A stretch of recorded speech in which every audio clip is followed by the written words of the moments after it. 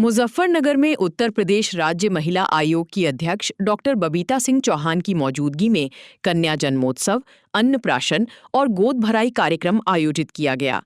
कार्यक्रम में बेटियों के महत्व और मातृ शिशु स्वास्थ्य को लेकर जागरूकता का संदेश दिया गया। डॉक्टर बबीता सिंह चौहान ने कहा कि बेटी परिवार और समाज की अनमोल धरोहर है। उन्होंने बेटी है अनमोल, बेटी है सम्मान, बेटी से ही सजेगा हिंदुस्तान का संदेश देते हुए बेटियों के जन्म पर खुशी मनाने और उन्हें समान अवसर उपलब्ध कराने का आह्वान किया। कार्यक्रम में गर्भवती महिलाओं को गर्भावस्था के दौरान नियमित स्वास्थ्य जांच कराने की सलाह दी गई। बताया गया कि समय समय पर चिकित्सकीय परामर्श लेने से मां और शिशु दोनों को स्वस्थ रखने में मदद मिलती है। महिलाओं को संतुलित आहार के साथ आयरन और फोलिक एसिड का नियमित सेवन करने के लिए भी प्रेरित किया गया। सुरक्षित प्रसव के लिए समय पर चिकित्सक से संपर्क करने और आवश्यक स्वास्थ्य सेवाओं का लाभ लेने पर जोर दिया गया। कार्यक्रम में मौजूद महिलाओं को समझाया गया कि गर्भावस्था के दौरान पोषण और नियमित जांच स्वस्थ शुरुआत की नींव है, जिससे मां और शिशु का बेहतर स्वास्थ्य सुनिश्चित किया जा सकता है। अन्नप्राशन और गोद भराई कार्यक्रम के माध्यम से मातृ एवं शिशु स्वास्थ्य, पोषण तथा बेटियों के प्रति सकारात्मक सोच को बढ़ावा देने का संदेश दिया गया। कार्यक्रम का आयोजन महिला एवं बाल विकास तथा पुष्टाहार विभाग की सौजन्य से किया गया।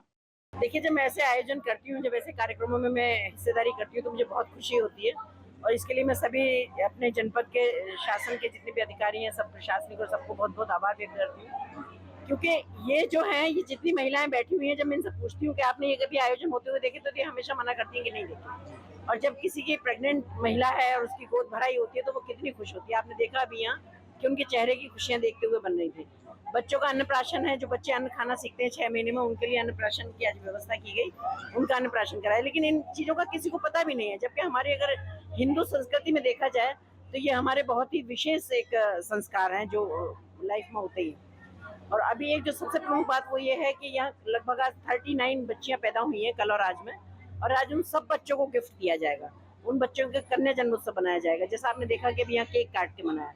एक टाइम था कि बच्चों को पैदा होने से पहले गर्भ में खत्म कर दिया जाता था। आज मैं माननीय मुख्यमंत्री जी का बहुत बहुत आभार व्यक्त करती हूँ कि आज उन्होंने इतनी जागरूकता लोगों में लाई, इतनी सुविधाएं महिलाओं को दी, इतनी सुविधाएं सुरक्षा बच्चों को दी कि आज बच्चियों को उत्साह के साथ एक लक्ष्मी के रूप में घर लेके जाती है, क्योंकि इतने सारे गिफ्ट यहाँ से लेके जाती है। उनके जन्म पर ही उनके अकाउंट में पैसे आ जाते हैं, पढ़ने की व्यवस्था उनकी की हुई है, उनकी शादी विवाह की व्यवस्था की हुई है, इवन महिलाओं की बात करूँ बुढ़ापे तक की व्यवस्था की हुई है। अभी कल आपने देखा होगा कि 3 दिन तो महिलाओं को बस में रक्षाबंधन पे फ्री उन्होंने दिया है, उसके साथ एक सहयोगी को भी फ्री। और सबसे बड़ी जो एक अपॉर्चुनिटी महिलाओं को दी है वो ये कि 60 साल तक की महिलाएं, 60 साल की जो महिलाएं हो जाएंगी उसके बाद वो आजीवन फ्री सेवा लेंगी बस में। तो ये कितनी अच्छी बात है कि महिलाएं कितना खुश होती है, क्योंकि महिलाएं हमेशा डिपेंड रहती हैं ज़्यादातर। और जब महिलाओं को कहीं जाना होता है, दर्शन करने जाना होता है, कहीं जाना होता है, तो वो हमेशा घर वालों पे पैसों पे डिपेंड रहती हैं किराए भाड़े के लिए। अब तो सिर्फ महिलाओं को बैग पैक करना है, जहाँ मर्जी उनको घूमना है वहाँ जाकर। मैम, सम्मान की बात करते हैं। मुजफ्फरनगर का एक चर्चित मामला है, हॉस्पिटल में गैंगरेप और अपहरण का मामला है, क्या है? देखिए, मेरी नॉलेज में नहीं है, लेकिन आज मेरी जनसुनवाई होगी। अगर मेरे सामने ये मामला आएगा तो मैं निश्चित रूप से देखूंगी और जो पीड़िता है उसको 1000% न्याय मिलेगा। मैम, आपने कहा कि पीछे जो सरकारें थी उसमें इस तरह के काम नहीं होते थे, प्रोग्राम नहीं होते थे, अब इस तरह के प्रोग्राम किए जा रहे हैं, तो किस तरह देखते हैं आप? भाई साहब, पिछली सरकारों में प्रोग्राम ही नहीं, पिछली सरकारों में सुरक्षित ही कहाँ थे। पिछली सरकार में बेटियों को पैदा नहीं होना जाता था, भ्रूण हत्या कर दी जाती थी, टेस्ट कराते थे, अगर लड़का होता तो लेके जाते थे, लड़कियां होती थी खत्म कर दिया जाता था, क्योंकि माँ बाप को भरोसा ही नहीं था कि ये सुरक्षित रह पाएंगी या नहीं रह पाएंगी। सबसे पहला बात, सुरक्षित रह पाएंगी, उसके बाद पढ़ पाएंगी, उसके बाद इनके विवाह शादी कैसे होंगे। तो आज महिलाओं को कॉन्फिडेंस है, आज उन्हें पता है कि अगर हमारी बच्ची हो रही है तो हमारी बच्ची घर में लक्ष्मी का रूप लेके आ रही है।